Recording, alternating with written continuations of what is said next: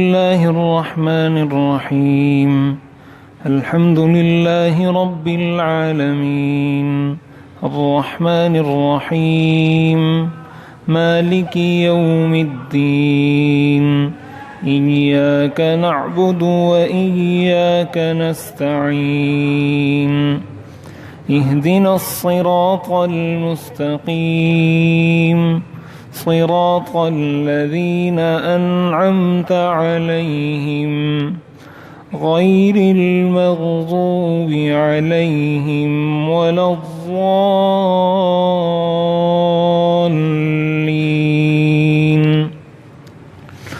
ترجمہ: الحمدللہ رب العالمین، تمام تعریفیں اللہ کی ہیں جو سارے جہانوں کو پالنے والا ہے۔ الرحمن، جو سب پر مہربان ہے۔ الرحیم، بہت رحم کرنے والا ہے۔ مالک یوم الدین، بدلے کے دن کا مالک ہے۔ ایاک نعبد، ہم تیری ہی عبادت کرتے ہیں۔ وایاک نستعین، اور تجھ ہی سے مدد مانگتے ہیں۔ اہدنا الصراط المستقیم، ہمیں سیدھے راستے کی ہدایت عطا فرما۔ صراط الذین انعمت علیہم، ان لوگوں کا راستہ جن پر تو نے انعام کیا۔ غیر المغضوب علیہم ولا الضالین، نہ کہ ان لوگوں کا راستہ جن پر غضب کیا گیا اور نہ ہی بھٹکے ہوئے لوگوں کا راستہ۔ ایاک نعبد و ایاک نستعین، ہم تیری ہی عبادت کرتے ہیں اور تجھ ہی سے مدد مانگتے ہیں۔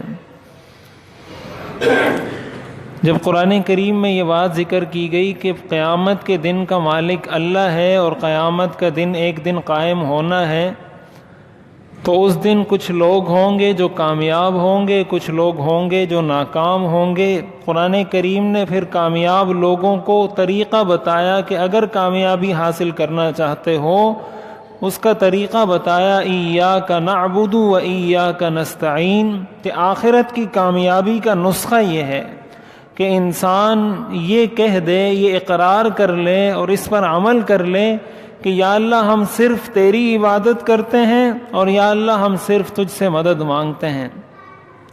تو انسان جب یہ اقرار کرتا ہے ایاک نعبد، کہ ہم تیری ہی عبادت کرتے ہیں، تو اب ظاہر ہے انسان کا کوئی کام اللہ کی مدد کے بغیر ممکن نہیں ہے۔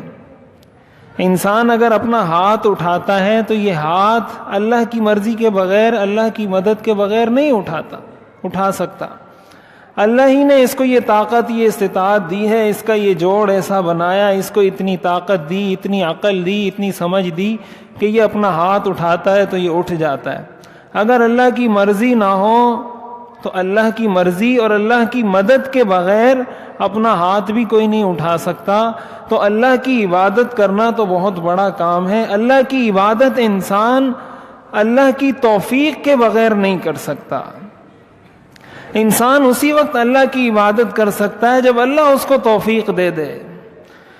جب اللہ کسی سے توفیق چھین لیتا ہے، توفیق سلب جب اللہ کسی سے کر لیتا ہے، تو ایسا شخص اللہ کی عبادت نہیں کرتا۔ لوگ کہتے ہیں نا کہ میں تو نماز نہیں پڑھتا، میں تو روزہ نہیں رکھتا، میں تو یہ کام نہیں کرتا، مجھے تو کچھ نہیں ہوا، مجھ پہ تو اللہ کا کوئی غضب نازل نہیں ہوا، مجھے تو کوئی بیماری نہیں لگی، میرا تو کوئی ایکسیڈنٹ نہیں ہوا، میں نے تو اتنے گناہ کیے ہیں تو مجھے تو کچھ نہیں ہوتا۔ لوگ کہتے ہیں گناہ کرو گے تو یہ ہو جائے گا، وہ ہو جائے گا۔ تو علماء نے لکھا ہے کہ جب اللہ تعالیٰ کسی سے ناراض ہوتا ہے نا، جب اللہ کسی سے ناراض ہوتا ہے تو اس سے سجدے کی توفیق سلب کر لیتا ہے۔ اللہ کسی کو توفیق دیتا ہی نہیں۔ انسان یہ سمجھتا ہے کہ میں سجدہ نہیں کر رہا، اللہ تعالیٰ فرماتے ہیں کہ میں نے تجھے توفیق دی ہی نہیں کہ تو میرے سامنے سجدہ کرے۔ تو ہوتا کون ہے کہ میں تجھے توفیق دوں اور تو سجدہ نہ کرے؟ تو کیا یہ اللہ کی کم ناراضگی ہے؟ کیا یہ اللہ کا کم غضب ہے کہ اللہ انسان سے سجدے کی توفیق لے لے اور وہ یہ سمجھتا رہے، اس کے ذہن میں یہ گمان اور یہ تصور ہو کہ میں تو اللہ کی نافرمانی کرتا ہوں، میں اللہ کی عبادت نہیں کرتا اور اللہ تعالیٰ کی طرف سے مجھ پر کوئی مصیبت نہیں آتی۔ سب سے بڑی مصیبت تو یہی ہے کہ انسان سے اللہ اپنی عبادت کی توفیق سلب کر لے۔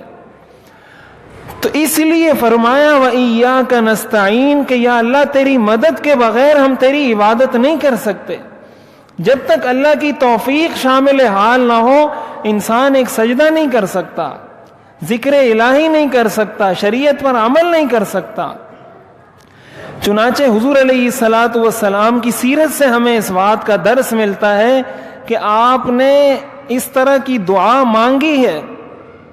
حدیث شریف کے اندر آتا ہے حضور علیہ الصلاۃ والسلام یہ دعا مانگا کرتے تھے جو مسنون دعائیں ہیں، اللہم ان قلوبنا ونواصینا وجوارحنا بیدک لم تملکنا منہا شیئا فاذا فعلت ذلک بنا فکن انت ولینا واہدنا الی سواء الصراط کہ یا اللہ ہمارا دل یہ ہمارے قبضے میں نہیں، یا اللہ ہماری پیشانی ہمارا سر یہ ہمارے قبضے میں نہیں، یا اللہ ہمارے اعضاء میرا جسم میرے قبضے میں نہیں، یہ سب آپ کے قبضے میں ہے۔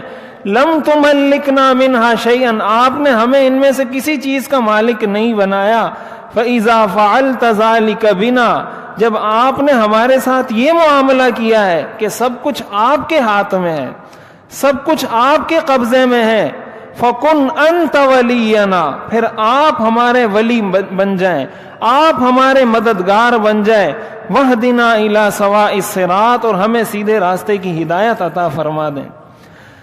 تو یہ اللہ کی بہت بڑی ناراضگی ہوگی کسی انسان پر کہ اگر وہ اللہ کی عبادت نہیں کر رہا، وہ شریعت پر عمل نہیں کر رہا۔ اسی لیے حضور علیہ الصلاۃ والسلام ہر وقت یہ دعا مانگا کرتے تھے، یا مقلب القلوب ثبت قلبی علی دینک اے دلوں کو پلٹنے والے میرے دل کو اپنے دین پر ثابت قدمی نصیب فرما۔ جب اللہ تعالیٰ کسی کو چاہیں اس کا دل پھیر دیں۔ قرآن کریم میں ہمیں یہ دعا سکھائی گئی، ربنا لا تزغ قلوبنا بعد اذ ہدیتنا کہ یا اللہ ہدایت کے بعد ہمیں دوبارہ گمراہ مت کرنا۔ تو اللہ کی توفیق کے بغیر کوئی شخص کوئی کام نہیں کر سکتا۔ حدیث شریف میں حضور علیہ الصلاۃ والسلام کے بارے میں آتا ہے کہ آپ نماز کے بعد یہ دعا مانگا کرتے تھے، اللہم اعنی علی ذکرک و شکرک و حسن عبادتک یا اللہ اپنے ذکر کا اپنے شکر کا اچھے طریقے سے عبادت کرنے میں یا اللہ میری مدد فرما۔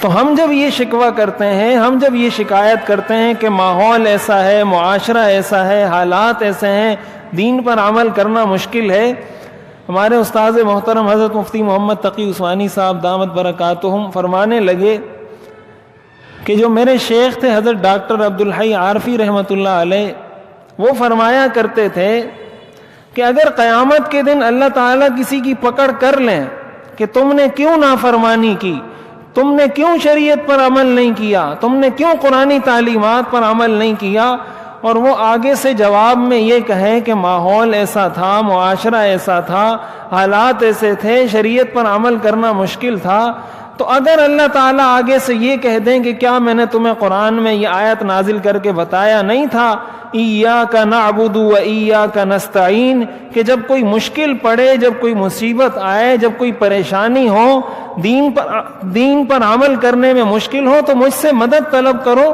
کیا تم نے زندگی میں کبھی ایک بار بھی مجھ سے یہ دعا کی تھی کہ یا اللہ مجھے شریعت پر عمل کرنے میں مشکل ہو رہی ہے، میری مدد فرما؟ اگر اللہ تعالی ہم سے یہ پوچھ لیں، ہم ذرا اپنے گریبانوں میں جھانکیں کہ ہم نے اللہ سے کتنی مرتبہ زندگی میں یہ دعا مانگی ہے کہ یا اللہ میرے لیے دین پر عمل کرنا مشکل ہو رہا ہے، معاشرہ میری مخالفت کر رہا ہے، ماحول میری مخالفت کر رہا ہے، یا اللہ تو میری مدد فرما۔ ہم تو جب دعا مانگتے ہیں رٹی رٹائی دعائیں ہیں، جو پشتو بولنے والے ہیں انہوں نے پشتوں میں کچھ دعائیں یاد کی ہیں، جو پنجابی بولنے والے ہیں انہوں نے پنجابی میں کچھ دعائیں یاد کی، ہاتھ اٹھاتے ہیں آسمان کی طرف دیکھتے ہیں، 2 منٹ زبان ہلاتے ہیں اور یوں ہاتھ منہ پہ پھیر کے چلے جاتے ہیں۔ ہم نے تو رٹی ہوئی ہیں دعائیں، ہم نے کب اللہ سے مانگا ہے؟ دعا پڑھنے کی چیز نہیں ہوتی. لوگ کہتے ہیں ہماری دعائیں قبول نہیں ہوتی. دعا مانگنے کا یہ طریقہ ہے, آپ کے پاس اگر کوئی بھکاری آئے اور آپ کو وہ گردان سنا دے کہ میں وہاں رہتا ہوں, مجھے یہ ضرورت ہے فلاں فلاں, 1 منٹ کے اندر کیسٹ کی طرح شروع ہو جائے اور 1 منٹ میں بند ہو جائے, تو کیا آپ اسے کچھ دیں گے؟ کوئی آپ اس کو کچھ دیں گے؟ وہ آیا, شروع ہوا اور رک گیا اور چلا گیا. یہ مانگنے کا طریقہ ہوتا ہے. مانگنے کا طریقہ وہ ہوتا ہے جس طرح ایک بچہ اپنے باپ سے مانگتا ہے. جس طرح بچہ باپ سے مانگتا ہے تو پکڑ لیتا ہے باپ کو کہ مجھے یہ چیز دلاؤ, مجھے یہ چیز چاہیے. جب بچے کو کوئی چیز چاہیے ہوتی ہے, ماں کو پکڑ لیتا ہے کہ مجھے یہ چیز کھانی ہے, مجھے یہ چیز پینی ہے, مجھے فلاں چیز پکا کر دو. وہ چھوڑتا نہیں ہے اس وقت تک جب تک ماں اس کو وہ چیز پکا کر نہ دے. کبھی ہم نے اپنے اللہ سے ایسا مانگا ہے کہ یا اللہ مجھے یہ چیز چاہیے, مجھے اس عمل کی توفیق چاہیے, مجھے ہدایت چاہیے, یا اللہ میں نے اس در سے جانا نہیں, میں نے اس در سے ٹلنا نہیں جب تک مجھے میری مراد نہ مل جائے. ہم نے کب اللہ سے ایسا مانگا ہے؟ تو دعا اگر ہم مانگیں گے تو ضرور قبول ہوگی. قرآن کریم میں اللہ تعالیٰ نے ارشاد فرمایا کہ جب میرا بندہ مجھ سے دعا مانگتا ہے تو میں اس کی دعا کو قبول کرتا ہوں. اجیب دعوت الداعی اذا دعانی, یہ اللہ کا وعدہ ہے. اللہ کا وعدہ جھوٹا نہیں ہو سکتا. اللہ تعالیٰ فرما رہے اجیب دعوت الداعی, میں دعا کرنے والے کی دعا کو قبول کرتا ہوں. شرط کیا ہے؟ اذا دعانی, جب وہ دعا کرے, جب وہ دعا مانگے. ہم دعا مانگتے نہیں. تو جہاں ہم اور بہت ساری دعائیں مانگتے ہیں وہاں اپنی دعاؤں میں اس چیز کو شامل کرنا چاہیے کہ انسان اللہ سے یہ دعا مانگے کہ یا اللہ مجھے شریعت پر عمل کرنے کی توفیق عطا فرما. جو مشکل پیش آ رہی ہے, جو پریشانی پیش آ رہی ہے, اللہ کے سامنے اس کا ذکر کریں کہ اللہ مجھے یہ پریشانی پیش آ رہی ہے, یہ مشکل ہو رہی ہے, فلاں چیز رکاوٹ بن رہی ہے, یا اللہ تو میری مدد فرما. ساری رکاوٹیں ختم ہو جائیں گی. ہم نہ تو دعا کرتے ہیں, نہ اس کے لیے کوشش کرتے ہیں, اور پھر شکوہ شکایت ہم اوروں سے کرتے ہیں. اسی آیت کی تفسیر بیان کرتے ہوئے ہمارے استاذ محترم حضرت مفتی محمد تقی عثمانی صاحب دامت برکاتہم نے اپنا ایک ذاتی واقعہ بیان کیا جس سے یہ پتہ چلتا ہے کہ انسان جب اللہ سے مدد مانگتا ہے تو کیسے اللہ کی مدد آتی ہے. وہ فرماتے ہیں میرے پاس جرمنی سے ایک شخص کا خط آیا, پاکستانی تھا, اور اس نے مجھے خط میں لکھا کہ میں یہاں پاکستان میں رہتا تھا, دین کی کوئی تعلیم تو میں نے حاصل کی نہیں تھی, دین کا مجھے پتہ نہیں تھا, جرمنی چلا گیا پیسے کمانے کے لیے, وہاں رہتا رہا, پیسے کماتا رہا, وہاں میرے ایک لڑکی کے ساتھ عشق معاشقہ ہو گیا, اور چلتے چلاتے, وہ عیسائی عورت تھی, چلتے چلاتے نوبت یہاں تک پہنچی کہ میں نے اس کے ساتھ شادی کر لی. یہ تو مجھے پتہ نہیں تھا کہ کس کے ساتھ نکاح کرنا جائز ہے, کس کے ساتھ نکاح کرنا ناجائز ہے, دین کا مجھے کچھ پتہ ہی نہیں تھا, اور بس میں نے اس کے ساتھ شادی کر لی. ہماری زندگی گزرتی رہی یہاں تک کہ اللہ نے مجھے اولاد دی. جب اللہ نے مجھے اولاد دی, میری اولاد بڑی ہوئی, تو اب میں کیا دیکھتا ہوں کہ میری بیوی میرے بچوں کو بٹھا کر عیسائیت کی تعلیم دے رہی ہے. جب میرے بچے بڑے ہوئے, اس قابل ہوئے کہ وہ کچھ سیکھ سکیں, تو میری بیوی بچوں کو بٹھا کر عیسائیت کی تعلیم دے رہی ہے کہ اس طریقے سے عمل کرنا ہے, اس طریقے سے عیسائیت پہ عمل کرنا ہے. تو اس نے خط میں لکھا کہ جب میں نے یہ ساری چیزیں دیکھی تو میرے اندر کا مسلمان جاگ گیا. مجھے غیرت آئی کہ میں مسلمان ہوں, مجھے دین کے بارے میں کچھ پتہ نہیں. میری بیوی عیسائی ہے اور اس کو اتنا اپنے دین کے بارے میں پتہ ہے کہ وہ میرے بچوں کو عیسائیت سکھا رہی ہے, میرے بچوں کو عیسائی بنا رہی ہے. مجھے کچھ کرنا چاہیے, میرے تو بچے عیسائی بن جائیں گے. یہ کہتے ہیں اسی وجہ سے میں نے کچھ نماز پڑھنا شروع کی, کچھ عبادت وغیرہ, کچھ دین کی طرف تھوڑا بہت میرا میلان ہو گیا. اور جب میں اس کے ساتھ بحث کرتا کہ میرے بچوں کو یہ چیز نہ سکھاؤ, وہ آگے سے کہتی یہ تو حق مذہب ہے, میں تو بچوں کو یہی سکھاؤں گی, میں تو اسی مذہب کو حق مانتی ہوں, یہی اللہ کا دین ہے. وہ میرے سے بحث کرتی, مجھے تو دین کے بارے میں پتہ نہیں تھا, اس کو بہت کچھ پتہ تھا, ہمیشہ میں چپ ہو جاتا تھا. تو انہوں نے حضرت کو خط لکھا, حضرت مفتی محمد تقی عثمانی صاحب کو, کہ میں بہت پریشان ہوں, اب مجھے حل بتائیں. نہ ڈانٹنے سے مسئلہ حل ہو رہا ہے, کوئی مجھے حل سمجھ نہیں آ رہا, میرے بچے عیسائی ہوتے جا رہے ہیں. تو حضرت فرماتے ہیں کہ میں نے اللہ تعالیٰ سے دعا کی کہ یا اللہ میرے دل میں کوئی ایسی بات ڈال دے کہ یہ ان کے لیے ہدایت کا ذریعہ بن جائے. تو فرماتے ہیں حضرت کی ایک کتاب ہے عیسائیت کیا ہے, انگریزی میں بھی وہ موجود ہے, اردو میں بھی موجود ہے. انگریزی میں وٹ از کرسچینٹی اور اردو میں اس کا نام یہی ہے عیسائیت کیا ہے. حضرت فرماتے ہیں میں نے وہ کتاب ان کو کہا یہ میری کتاب ہے, تم لوگ دو کام کرو. ایک کام تو یہ کرو دونوں میاں بیوی کہ میری اس کتاب کا مطالعہ شروع کرو, اور دوسرا کام یہ کرو کہ اللہ کو تو سب مانتے ہیں نا, عیسائی بھی مانتے ہیں, تو تم دونوں اللہ سے دعا کرو. اور دعا کیا کرو؟ دعا یہ کرو کہ یا اللہ جو مذہب حق ہو, جو راستہ ٹھیک ہو, جو صراط مستقیم ہو, میرے دل میں وہ حق راستہ ڈال دے اور مجھے اس راستے پر چلا دے, بس یہ دعا کرو. حضرت فرماتے ہیں میں نے اس کو وہ کتاب کا حوالہ بھی دے دیا اور یہ بھی کہہ دیا, خط میں نے اس کو بھجوا دیا واپس.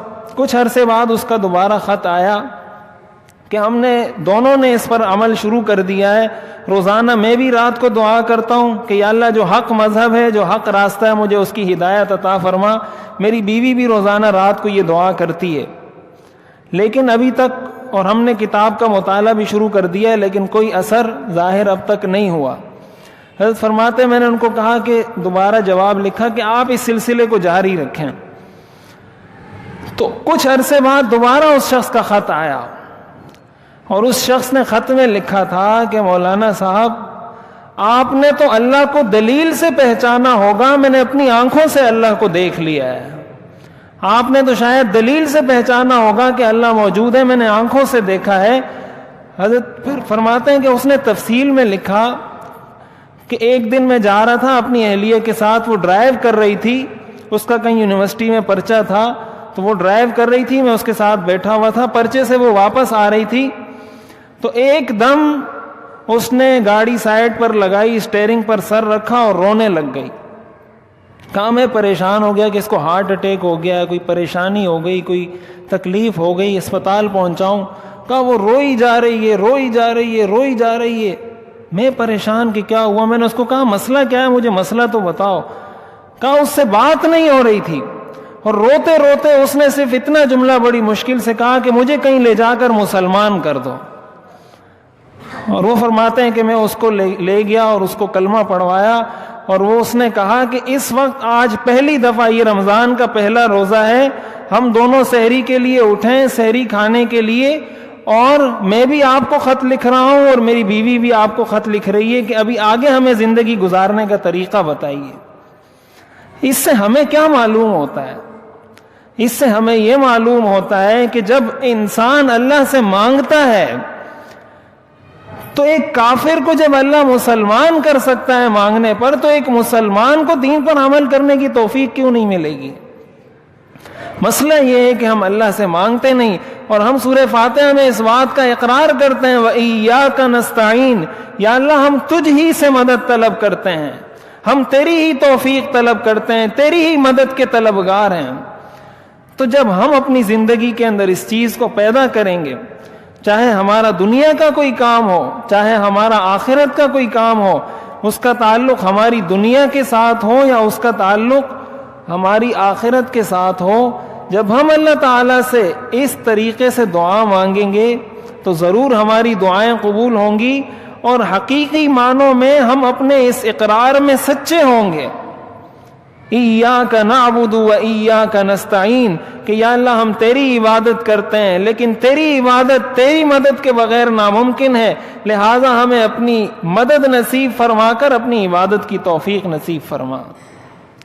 قرآن کریم میں جو آتا ہے انا عرضنا الامانۃ علی السماوات والارض والجبال فابین ان یحملنها واشفقن منها وحملها الانسان, یہ وہ بھاری امانت ہے دین پر عمل کرنا, شریعت پر عمل کرنا, جس کو اٹھانے سے پہاڑوں نے انکار کیا, جس کو اٹھانے سے آسمانوں نے انکار کیا, جس کو اٹھانے سے آسمان نے انکار کیا, اس انسان نے اس کو اٹھایا, یہ انسان اس کا متحمل ہوا. تو اتنی بڑی امانت قرآن کریم کے بارے میں آتا ہے لو انزلنا هذا القرآن على جبل لَرَأَيْتَهُ خَاشِعًا مُتَصَدِّعًا مِّن خَشْيَةِ اللَّهِ، کہ یہ قرآن اگر ہم پہاڑ پر نازل کرتے تو اللہ کے خوف سے ریزہ ریزہ ہو جاتا۔ تو جب اللہ کی اتنی عظیم کتاب، اللہ کا اتنا عظیم دین، اور انسان اس سے دور ہو جائے اور وہ یہ سمجھے کہ یہ میرے لیے کوئی اچھی بات ہے، تو یہ تو گمراہی کے اندر گمراہی ہے کہ ایک تو اللہ تعالیٰ کسی سے توفیق سلب کر لے، اپنی عبادت کی، اپنی اطاعت کی، شریعت پر عمل کرنے کی توفیق سلب کر لی، اور دوسرا کہ اس کو اپنے اس گناہ کا احساس بھی نہیں۔ وہ یہ سمجھتا ہے کہ میری زندگی تو ٹھیک گزر رہی ہے، میں تو مسلمان ہوں، مجھ سے تو کوئی گناہ نہیں ہوتا، میرا تو سب کچھ ٹھیک ہے۔ تو یہ خطرناک بات ہوتی ہے کہ جب انسان کو اپنے گناہ کا احساس نہیں ہوتا۔ یہ جو بدعت کے بارے میں کہا جاتا ہے نا کہ بدعت بہت خطرناک گناہ ہے، اس کی بنیادی وجہ یہ ہے کہ بدعت کرنے والا جب بدعت کرتا ہے تو وہ یہ نہیں سمجھتا کہ میں کوئی گناہ کا کام کر رہا ہوں، وہ یہ سمجھتا ہے کہ میں ثواب کا کام کر رہا ہوں، اور اس کا نتیجہ یہ ہوتا ہے کہ اس کو توبہ کی توفیق نہیں ہوتی۔